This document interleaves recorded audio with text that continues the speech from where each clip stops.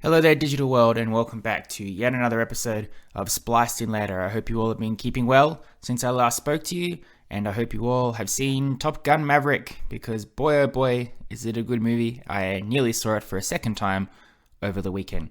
Today is a regular episode, as I have not caught any movies to review this week, and we are going to do another top 10 video, something we haven't done in quite some time, I think. I think it's been a few months since I did the top 10 movies of 2012. I always intend to do them more frequently than I actually do them, but thanks to new movies coming out more frequently, I've got more content to talk about. I've got some other things I like to delve into, and top 10s always require a bit more effort than, in a way, I'm willing to give to this. But I said I would, and I'm going to do it. And it's not going to be a top 10 of the year, it's going to be a special one. Today we are doing the top 10 Dreamworks animated movies from yours truly, from Spliced In Later. This top 10 will in no way reflect everybody's opinions, I am sure. I've been meaning to do this one for a bit. I wanted to do it when I started the podcast, like 2 years ago, but it just sort of, I forgot about it, which is a good enough reason to not do something for so long. But I've always wanted to do it because we talk about Disney a lot on this channel, and not just on this channel or on this podcast. Pretty much Disney dominates. It is literally the empire of Hollywood at the moment. Every single day it seems to assimilate more film companies, more properties, more franchises.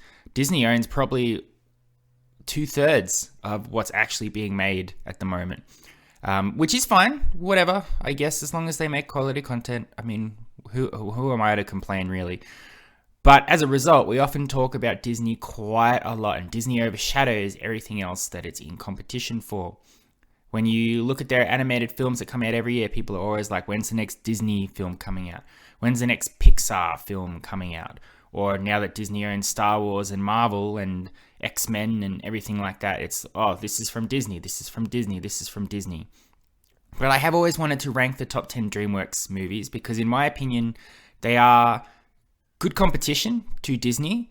And they certainly, especially back in 2000 when they released the original Shrek movie, they really raised the bar for what Disney had to compete with. Before that, Disney may not have been fantastically successful in terms of critically acclaimed movies, but they were still the kings. They were the dominant animation. Ever since Walt Disney did his Snow White back in 1939, there was never really competition against Disney that had them sort of take pause and rethink their strategies and decide how they were going to approach the next animated features. It was always Disney, and then some other stuff would come out, but nothing truly incredible that would eclipse them. But during the 2000s is where Disney, I think it's called the post-Renaissance age. That's the time where Disney was struggling with ideas, with stories. Everything wasn't making the billions of bucks that they were making during the Renaissance. And at the same time, Dreamworks had been this little company that had just started doing these little 2D animations with some fairly critically acclaimed, successful films, not box office smashing or anything like that, but some good stuff, some stuff to know, oh, take note, Dreamworks is actually making quality animated stories. And while Disney is getting some subpar, whatever, we don't really care, DreamWorks upped the scale by competing against Pixar as well with doing the whole 3D animation, and then having something like Shrek, which was just at the time completely unprecedented in terms of the storytelling, the way it lambasts animation. It's very much a middle finger to Disney and the way Disney tells its storytelling, but also having a heart and having comedy that's updated to the relevant times, 2000s style humor. And then they came out with some other things. Some were more hits and misses, but they had cracked that type of comedy, especially that humor, that DreamWorks style tongue-in-cheek humor that really spoke to the younger generation of the 2000s era. And while Disney then was like, oh, okay, shit, we got to do our own 3D animation, had some subpar flops like Chicken Little and Meet the Robinsons, DreamWorks was establishing some solid franchises, and not just Shrek, but Madagascar and Kung Fu Panda and How to Train Your Dragon. And every now and then there's some isolated standalone movies as well, which were just incredible. So I think it's good to remember that DreamWorks is a solid animation company, and it is behind a lot of what people's favorite animated movies are. And it's always good to remember them before Disney essentially assimilates them into the collective as well. That's going to happen. So enough dawdling, because these episodes tend to go for a really long time anyway. We will get down into our top 10s, but first, the usual parameters before we begin. Number one is that everybody's opinions are different. So when I make this list, I can guarantee you that it will not be the same as yours. Maybe one or two of you might have the same opinion as me, but generally I'm going to have some opinions that are positive where others would have negative, and vice versa. But there's no reason to freak out and say that people's opinions are wrong and they're stupid. It's the internet. I mean, it's going to happen. You can't comment on the new Obi-Wan Kenobi TV show without it turning into a vitriol of whether it's pro-Star Wars or anti-Star Wars, which is stupid. And it's the same for this stuff. If you disagree with any of my opinions, make your own list. You don't have to tell me, but it might make you feel better, I suppose. But just keep in mind that everybody's opinions are different and nobody should be ridiculed or mocked for any sort of opinion like that. And the other being is that I've seen a lot of Dreamworks movies. I haven't seen them all. I've skipped out on the ones where I've seen that seems to be aimed more at a kid-friendly type audience. And it doesn't speak to me. The movie themselves might be great, but I just haven't seen them. So I can't comment. I can't rank them on a list if I haven't seen them. So movies like The Bad Guys that just came out recently, Turbo, Home, Mr. Peabody and Sherman, some of those later films, I haven't actually seen them, so I won't be ranking them. Apologies if they are better than any of the films that I'm about to rank. You will find that a lot of my rankings will reflect heavily on the time that I grew up, when I was evolving as a human, what I was interested in when their movies were coming out, at that sort of thing. So just keep in mind of that. Not every movie is going to be seen by these eyes and spoken about. It's literally impossible. All right, that's it. We got the housekeeping out of the way. Let's get this on the road. Here are Spliced In Later's top 10 movies from DreamWorks Animation.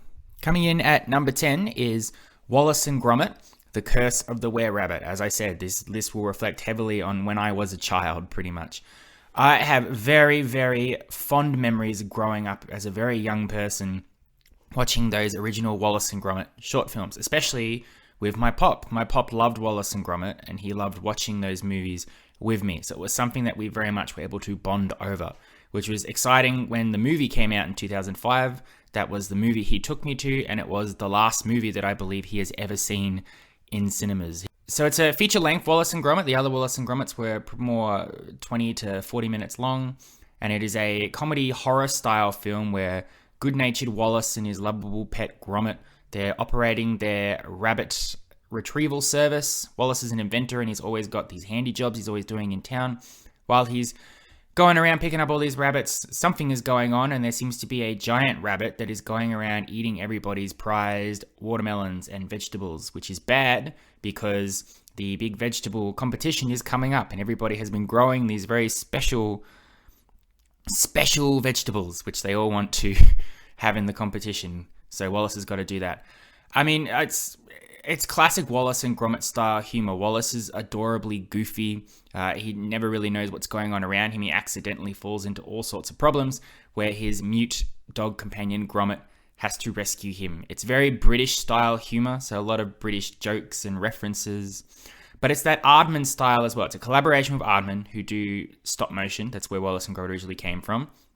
And though it is a CG stop motion style, it still screams Wallace and Gromit vibes, Wallace and Gromit humor.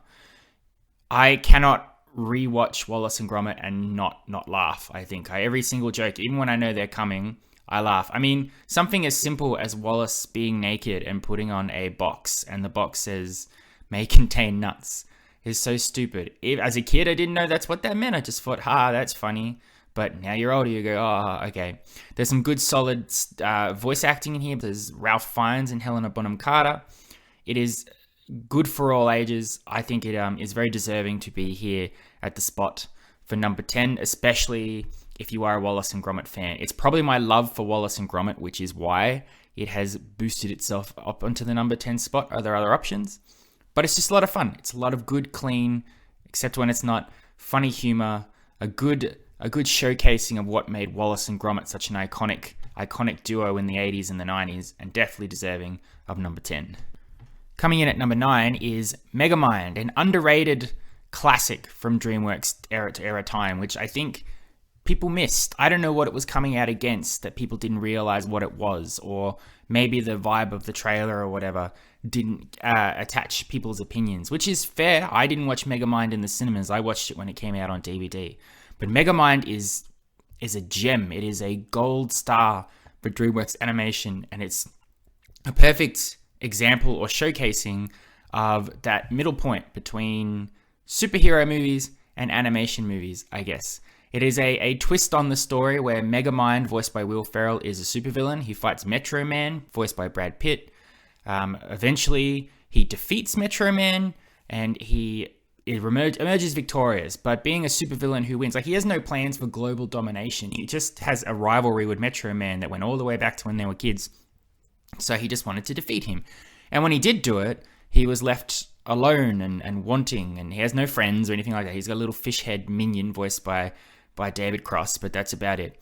So he eventually decides he's going to make himself a new superhero. He recruits this young boy voiced by Jonah Hill, and he's going to train him to be a superhero so that Megamind can have somebody to fight. You can sort of see where the plot's going to go here. Megamind as a character is going to evolve, become more than just the generic supervillain.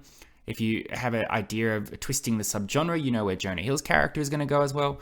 But it is a solid superhero-style comedy animated film with some really great laughs and some great heart to it as well. Will Ferrell is absolutely great as Megamind, and all the supporting cast around him are really good too. It's very exciting. It's got a lot of action in it as well. It's very engaging.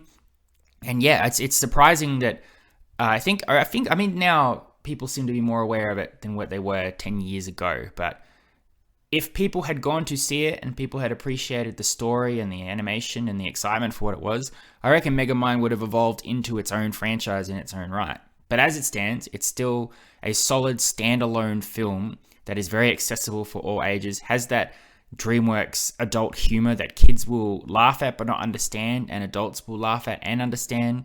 I mean, if you're over superhero fatigue and you want something a bit different, Megamind is just enough different that you can get your superhero fix without going, oh, I've seen all this before as well. Definitely a great film. I really wanted this to be on the list, and then I rewatched it to make sure, and I was like, absolutely. Megamind, fantastic movie, great animation, great humor, all of that stuff, deserving to be here at number 9. Coming in at number 8 is The Prince of Egypt. As I said, this reflects my time as a youth, so you will find that even before the DreamWorks renaissance of Shrek, there are going to be quite a few 2D style animations from DreamWorks and movies that existed before Shrek, because I watched them as a kid and I really appreciated them, I enjoyed them, and they've stuck with me as an adult. The Prince of Egypt, probably, of all the films I'm going to rank, is probably the best critically in terms of story and music and presentation. But I'm not a religious person. I'm definitely not religious. I don't believe in that, and that's fine. Everyone has their own opinions about this stuff, whatever. But I think religious stories are entertaining to watch, but I can't get too connected to them when they're talking about God's love and all of that stuff. I don't really care. But I can still appreciate a really good story, which is why stories about Moses specifically is one of my favorites to watch movies about, because that whole story of Moses being raised with the Pharaoh, having his brotherly connection with the Pharaoh's actual son, then having to run away, and then learning that he's actually a part of the slave community. So he has to go back with God on his side, obviously, to free the slaves, to let my people go. When he goes back, his brother is now the Pharaoh and won't let the slaves go, and that clash of conflict between them when they used to love each other so much, and then the plagues and the violence and the parting of the Red Sea and all that. It's a really great story. It's very fun to watch in any sense of the word. But the effort put into The Prince of Egypt is astounding. Not just the animation itself. I mean, 2D animation is still good. I wish they would still do movies in 2D animation, because I really like that style, that way of storytelling. But you have some great performances from the voice actors, from Val Kilmer and Ralph Fiennes again. He shows up a lot on this list, I guess. And the music. There's some great songs in here as well. Some really powerful music that can either be really uplifting or really, really disturbing, especially with the whole clash and the plagues and all of that stuff as well. Even if you have no interest in religion whatsoever, if you think religion sucks, I think you could still watch The Prince of Egypt and just appreciate it for an incredible story about Moses and Ramses and that conflict between the two of them. I have listened to the soundtrack for The Prince of Egypt quite frequently to this day. I may not have watched the movie quite often, but the soundtrack for sure, it's in my car constantly. I think of the 2D animation styles, it could be the best. I've just ranked one a little bit higher because of real personal taste and all of that. But no, Prince of Egypt, critically acclaimed, very incredibly well-made retelling of the whole Moses Free My People story. Music's astounding, fantastic stuff. Number 8. And at number 7, we have Shrek. You must be probably surprised. Why is Shrek down the list so far when I just said it revitalized DreamWorks animation and the competition between Disney? And I think that Shrek is great. I love Shrek, but I think the bar has been raised since Shrek. Shrek is a good example of a point in history where things changed, but that doesn't necessarily mean that it cannot be topped or has other movies that can be appreciated a little bit more. That being said, to be number 7 on the top 10 list, though, is still great. And who doesn't love Shrek? We're still clamoring for a Shrek 5, even though the last couple Shreks sucked. Just the third one, really. But we still want that. We still want to return to the world of Mike Myers' Shrek and Eddie Murphy's Donkey and Cameron Diaz's Princess Fiona. It was a complete 180 on the Disney fairy tale story, in terms of telling a story about a grumpy-ass ogre who lives in a swamp, who's forced to rescue a princess just so he can get all these fairy tale creatures out of his land and he continue being lonely as lonely can be. The characters are completely enhanced and fleshed out into fully believable characters thanks to the voice acting. I mean, Mike Myers and Shrek are now sort of the same thing, I think. I don't know if Mike Myers had any real success after Shrek, to be honest. I mean, Eddie Murphy's Donkey, we all love Donkey. John Lithgow's Lord Farquaad as well, I didn't mention him. He's a great villain, his little short stature stuff. And then just all the jokes and the references to Disney-style fairy tales, the Three Little Pigs, Pinocchio, Snow White, The Magic Mirror, Robin Hood as well. There's so much stuff in here, but it is a very 2000s style humor in the way we view those stories and how society has evolved in that point where that sort of stuff can be a bit silly or ludicrous. But on top of all that making fun of Disney and subverting expectations and all that, there's still genuine heart and a genuine story here of a lonely person who encounters kindred spirits and learns to open up and be a hero. It's good stuff, and it hasn't really been topped. And for DreamWorks specifically, that story of the hero it's never been done like Shrek before. Shrek is unique in its own sense, and I think it's a testament to how animation evolved from then, especially for the 3D animation style as well. It showed, I mean, you had Pixar coming along right beside it, but you could see, all right, we have the technology now to tell stories with this type of medium, and we can make it look incredible and feel funny and have a lot of heart and emotion and all of that there too. Shrek is iconic. We all love Shrek. I would like Shrek to be higher on the list, but there's just some other movies that genuinely, for me, just hit home a bit in terms of rewatchability and nostalgia. But Shrek is iconic. Mike Myers is iconic. Eddie Murphy is iconic. It's a great story full of great humor, some really absurdist humor, and some real adult humor that kids could still laugh at. Shrek's great. I love it. At number 7. At number 6, we have Madagascar. Oh boy, there was a time when I was young, growing up in school, where Madagascar was the greatest thing I'd ever seen. And that was 100% due to a character in this movie called King Julian, voiced by Sacha Baron Cohen. He was king of the lemurs, and he was absolutely ridiculous, and I loved everything about him, and I quoted him constantly, to the point that I may have ruined Madagascar and King Julian for everybody around me. Nowadays, looking back on it, I can appreciate some other movies are better than Madagascar, but nothing will beat the absolute joy I had as a kid on the cusp of becoming a teenager, watching the story of Alex the lion, Marty the zebra, Melman the giraffe, and Gloria the hippo, all living their high society lives in the New York Zoo, but Marty wants to live in the wild because he feels like he's missing out. They get caught up in a ridiculous scheme by penguins to escape the zoo. Supposed to be shipped off to a wildlife sanctuary, end up falling overboard and washing up on the shore of Madagascar, where they encounter King Julian and the lemurs and the Fusa, the bad creatures of the movie.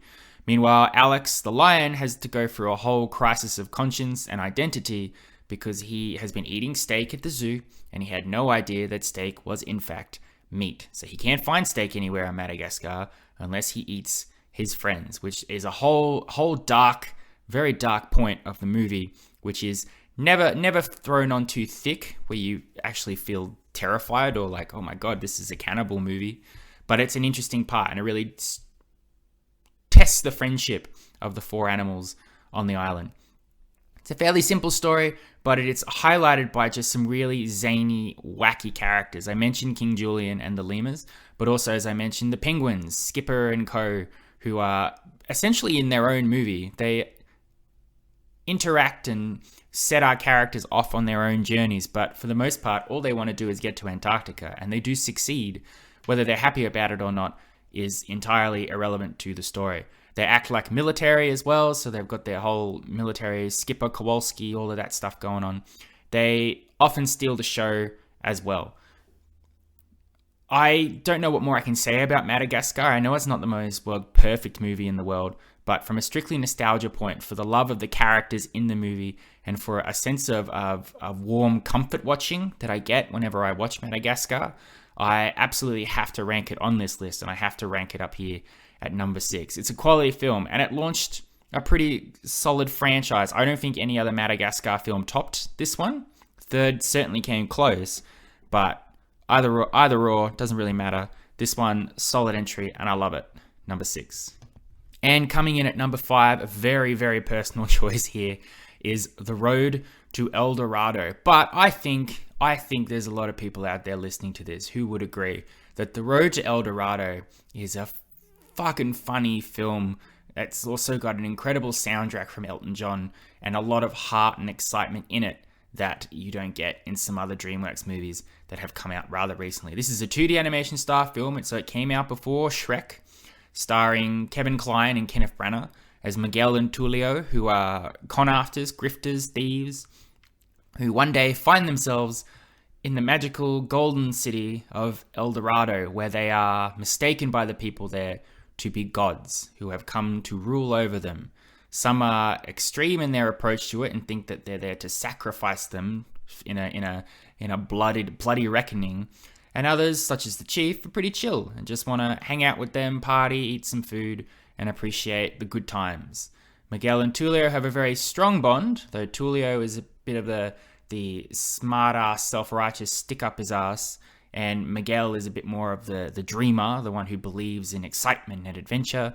They have a really solid friendship, they have great chemistry with each other, and then of course it is tested when they come to El Dorado and they become gods, and it completely interacts with both of their perception of what they want to do with the gold. Do they want to steal the gold and become rich, or do they want to stay in El Dorado and live like kings? As I said, it's 2D animation style, so it looks pretty good as well. The chemistry is great, but it's heightened as well by the soundtrack from Elton John. Whether this was a reactionary response to how well he worked with The Lion King is hard to say. Yes, his songs may not be as iconic as The Lion King, but there's some solid, groovy, memorable stuff that, like The Prince of Egypt, I listen on Spotify and in my car quite constantly as well. It's just Elton John, man. He's great. Him and animated films work in the same way that Phil Collins and animated films work. It's not critically fantastic. I think it has its flaws, but speaking from a strictly nostalgic point of view, The Road to El Dorado was one of my favorite films as a kid, and I can go back now and watch it, and though I can recite it word for word, I still get a kick out of it. I still feel all the emotions that you're supposed to feel when you are watching the film for the first time. If you've never seen The Road to El Dorado, you've got to. I feel like people have discovered it, and it's got its cult following, but if you're going, what is that? What are you talking about? I haven't heard of that. Check it out. It's a fantastic film. Great sound, Great soundtrack, great characters, great story, great animation. Fantastic. Number 5. Coming in at number 4? Yes, 4 is Shrek 2. Now, people kind of like Rocky and Rocky 2. Either you like Rocky or you like Rocky 2. One is more than the other. It's not equal or anything like that. Same with Shrek. There are people who think Shrek is the best film, and there are people who think Shrek 2 is the best. And I'm in the latter character. Corey. That's not a real word. Anyway, Shrek 2 took everything that made the first Shrek so good, amplified it, expanded on it, really got into the depths of these characters while still adding more fairy tale references, more characters, more absurdist humor. And somehow it's a solid movie that just amplified. It's like the perfect sequel in a way. You get the characters of Shrek and Donkey and Fiona. They have to go meet Fiona's parents in far, far away land. Obviously, they're not too keen on the fact that she is an ogre and Shrek is an ogre. Shrek feels very self-conscious about the whole thing. Building on that, we've got a great antagonistic villain in the fairy godmother and her snively son, Prince Charming. We get a new sidekick character for Shrek and Donkey with Antonio Banderas' Puss in Boots. All of the fairy tale characters you got introduced to in the first one get a bit more to do and a bit more in relevance to the story. And then a truly iconic and exciting ending montage with a potential first kiss prevention of sorts, an attack on a castle, a giant gingerbread man, holding out for a hero cover. It's really great, and it's gripping, engaging stuff. I remember watching this in the cinemas. I had a terrible seat for it because everybody wanted to go see Shrek 2, obviously, because Shrek was so popular. So I was right at the front of the cinema, and my neck was craned back for the whole thing, and I still managed to really enjoy the film, even though it was the most uncomfortable thing. But that last climax of the film had me completely engrossed and engaged and excited to see how everything would work out for Shrek and Go. It's everything about Shrek that made Shrek good, just amplified to 100 and not amplified too much that it becomes stale and silly. There's so much heart, there's so much excitement. Puss in Boots, obviously a great character because he's about to have his own sequel to his own film that he had. So essentially, he's got his own franchise, which is more than any other character from Shrek can say. Obviously, at this point, I think Shrek may have gone too far after this point. As I just said, I am not a big fan of Shrek the Third, and Shrek Forever After, I think, tries to get back to the roots of Shrek, but doesn't really succeed. But if it were just Shrek and Shrek 2, it would be a solid 2-film story of these characters with a very satisfying conclusion and really great moments in animation and music and humor all throughout. Shrek 2 is great. I love it more than Shrek. Number 4. Coming in at number 3 is Kung Fu Panda. Kung Fu Panda is probably one of the most beautiful films ever made in terms of animation and cinematography. It just looks incredible. I just rewatched the trilogy and I had forgotten just how good it looks and how it works with the music and the themes and everything that it's going on. I mean, at the end of the day, it is a story that's been told before, the hero's journey. You have Jack Black as Po the Panda, who dreams of being a kung fu master and fighting against villains with the Furious Five and their master Shifu. And then one day, evil villain is coming to town to kill everybody, so they're going to find the Dragon Warrior, who supposedly is the one prophesized to defend the valley from evil Tai Lung. And through some series of happenstances, it turns out that Po is supposed to be the Dragon Warrior. So he's supposed to train to do kung fu, but he's a bloody panda. And he's a Jack Black style panda, so he's lazy and goofy and silly. And none of the Furious Five, voiced by Jackie Chan and Angelina Jolie of all people, really accept him into their group, especially Dustin Hoffman's Master Shifu as well. His goal is to drum Po out of the academy, essentially. But Po is persistent. Po gets some good motivation to keep going. And then, of course, by the end, he will do what he needs to do to save the day.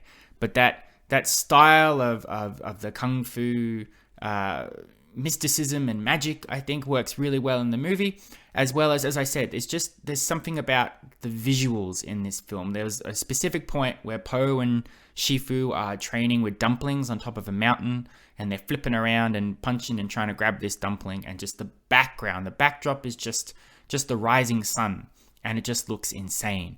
I mean, and we all know, I think most of us would know, the musical motif Uguay Ascends, which just sounds incredible. The music in here is perfect. Every single accompanying theme to the action that's going on or to motivational moments, it just gets into your skin and it gives you goosebumps. Of course, being DreamWorks as well, it's got some great humor. Jack Black obviously works really well as a comedic actor, so he's got some great comedic timing, as does everybody else in this film as well. There's some really good laughter and some really good heart. Kung Fu Panda is, as you can probably tell from here, my favorite of the franchises that will come out from DreamWorks Animation, your Shreks, your Madagascars, your How to Train Your Dragons. But Kung Fu Panda specifically is just something special, something unique. I saw it in the cinemas, and it was the last time I saw it being taken to a cinema, I would say, to see an animated film. From that point on, if I wanted to see these films, I had to go myself. And I made a point of always going to see Kung Fu Panda movies because I loved the world, I loved the story, I loved the vibe and the feel of it. Kung Fu Panda is a wonderful movie. It's here at number 3. But there's another movie that's better than Kung Fu Panda, and that is Kung Fu Panda 2.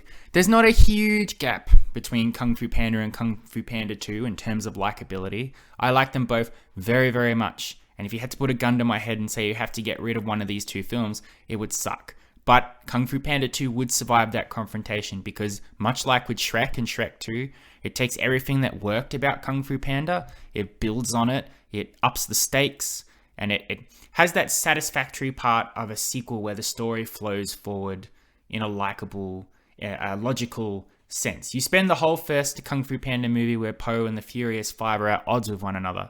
So for this one, they are a cohesive team, and there's none of that forced conflict or tension or drama that you would get where everything just sort of repeats itself. The Furious Five have Po's back in this film 110%. Even though he's still a bit of a goof, he falls down a lot, he makes dumb decisions, they never turn their back on him, they never betray him, they never complain about him, they have his best interest at heart. The camaraderie between Po and Master Tigress in this movie is perfect, and it made me think that there was going to be more to those characters, which they never really elaborated on in Kung Fu Panda 3, but that's fine, whatever.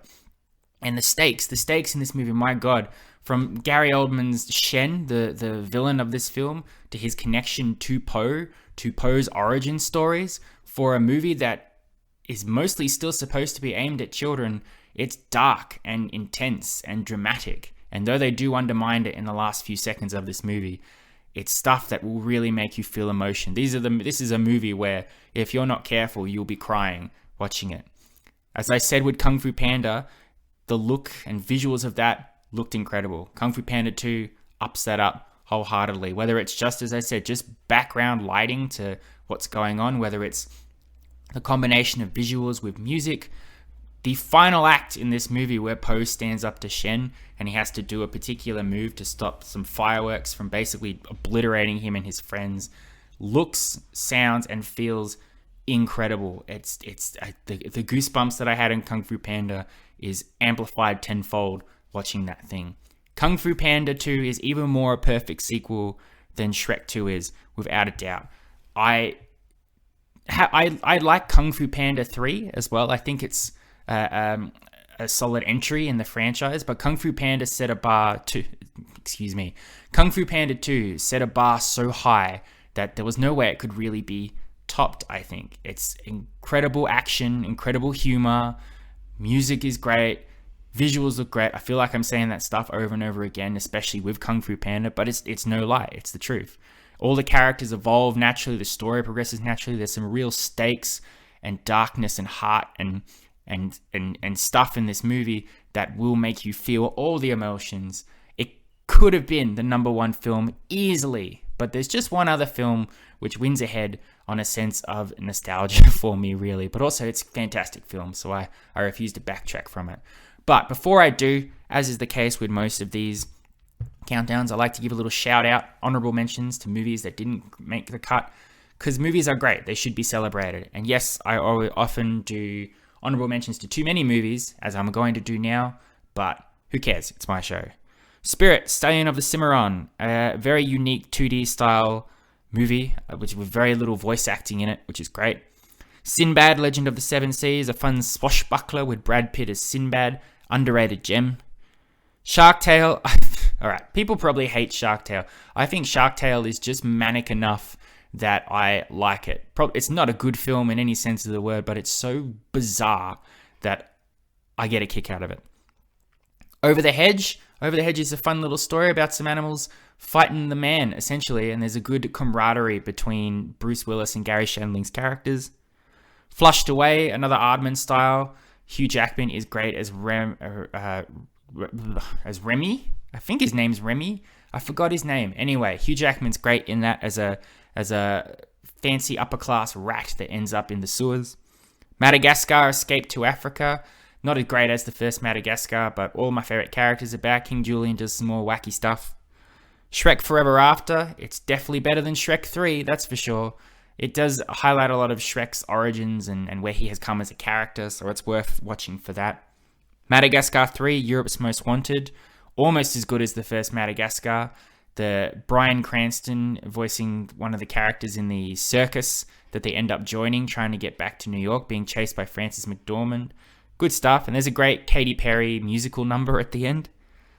Rise of the Guardians. Rise of the Guardians was on the list for a long time, but a lot of nostalgia kicked it off. But it is a great X-Men style story focused on mythical creatures, Jack Frost and Santa Claus and the Easter Bunny, who have to team up to work together to literally fight death, or the boogeyman, if that's a better way of putting it.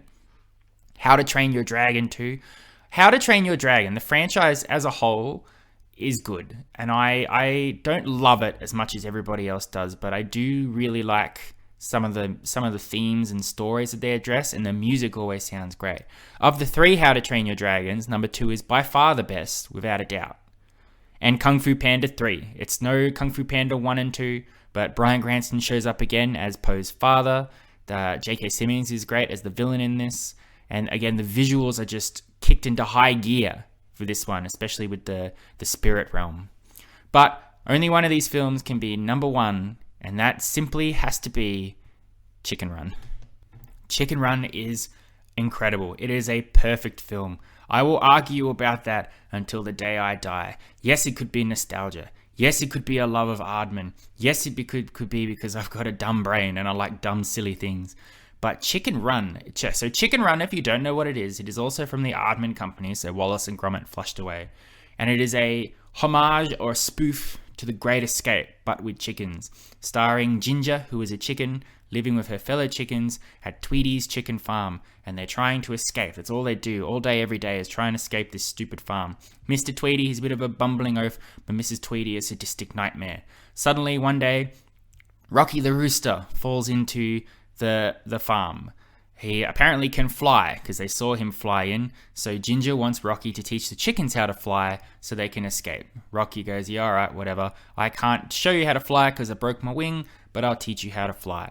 He bonds with the chickens. There's some incidents involving Mrs. Tweedy deciding she's going to make chicken pie, and then a final exciting moment where the chickens eventually do have to escape. It's got that Aardman British humor. It's got that British vibe and feel to it. It's got all the Great Escape moments, the montage of trying to get out of the chicken farm and Ginger in the chicken coop bouncing the tennis ball against the cage. The side characters, Nick and Fetcher, the rats who are always bringing him their supplies. It's somehow a perfect war film with just the right amount of comedy to keep the stakes always high. A chicken gets violently decapitated in the first bit of this movie, but never makes you feel, if you're a kid, like, oh, I can't watch this movie, it's too scary. It's so funny, it's so silly, it's so brilliantly directed in terms of the character dramas and the evolution and the building necessity to get out of this chicken farm before they all die horrible deaths. The fact that Chicken Run 2 is coming out and I am excited for it is because how much I liked the first Chicken Run, and I feel like if the same people are involved, it will be a lot of fun, and I really want to go back to this world and visit these characters again. I don't know what else more I can say, because if you haven't seen Chicken Run, you're insane and you need to watch it immediately. But when I rank it against the iconic films like Shrek and Kung Fu Panda and Madagascar, when I rank it against other Aardman movies like Wallace and Gromit, when I rank it against the 2D critically acclaimed films like The Prince of Egypt, at the end of the day, Chicken Run is still the one that I will pick up and go, that's the one I want to watch. Could be nostalgia, it could be because I was a kid when I was watching it, but I rewatched it a lot as an adult, and I don't feel like my opinion of it has changed or evolved in any sense of the way, except to appreciate it more. It's funny, it's hilarious, it looks great. Animations, the stop motion has a charm to it that I think should be capitalized on more with other films. Great characters, great homage to The Great Escape, exciting climax of the film, perfect. Chicken Run, 100%, number one. There you are. Thank you very much for listening. I hope you've enjoyed. I hope I have ranked at least 10 films here that are acceptable to you, but if not, I don't care. As I said, if you disagree, make your own list. Go through those DreamWorks archives, see what films are there, and see what you would pick as your favorite top 10. And while you're there, rewatch some of them, because I had in preparation for this episode, and it's been a treat, especially watching Chicken Run again. Jesus Christ. I will be back next week. I will definitely be back to review Jurassic World Dominion when I see that, but I think I will be doing a regular episode at the start of the week where we will be talking about Agents of S.H.I.E.L.D. It will be time once again to delve back into the MCU, but to go back in time and talk about some older stuff. So I'm looking forward to talking about that with you all, and I hope that you all will tune in to listen to that. But until then, I love and appreciate you as always. Thank you for listening to me as always. It's been a delight, and I will catch you on the next Spliced In Later. Adios, muchachos. I'll catch you next time.